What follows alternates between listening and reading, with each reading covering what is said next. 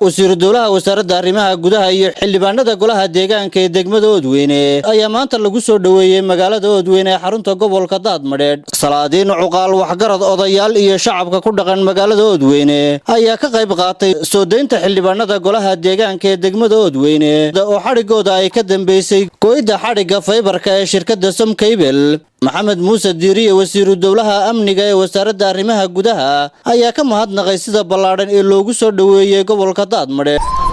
aad iyo aad baan uga mahadcelinayaa soo dhaweynta diiran ee dadweynaha reer Oodweyne ugu soo dhaweeyeen gobolka Daadmadheedh ama magaalada Oodweyne cuqaasha waxgaradka dumarka iyo barbaarta daada yar halkan taagan waxaan idin leeyahay aad iyo aad baad ugu mahadsantihiin waynu wada joognaa caawa iyo berri haddii la yiraahdo shirweynina berri noo dhacaya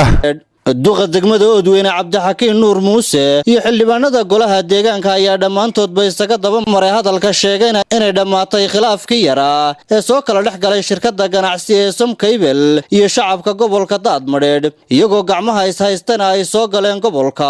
ilaa saaka shacabweynaha gobolka Daadmadheedh oo ay hogaaminayaan maamulka gobolka iyo degmadu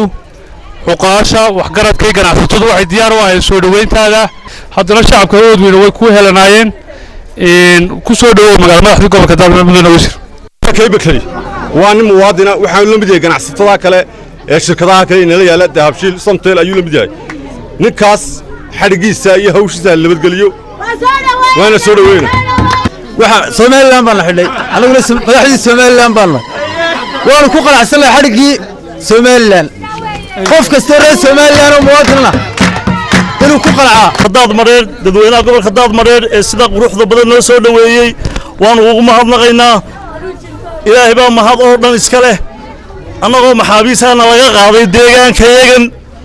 annagoo xora haddaanu maanta ku soo noqonnay ilaahay mahadi weeyey. Salaadiin iyo cuqaal ayaa iyaguna ka hadlay soo deynta xildhibaanadani sheegayna inay iyagu dhameeyeen khilaafkii jiray waxa dhacayna aanay ahayn wax la isku wada raacsan yahay balse ay geysteen dadka xun horumarka gobolka.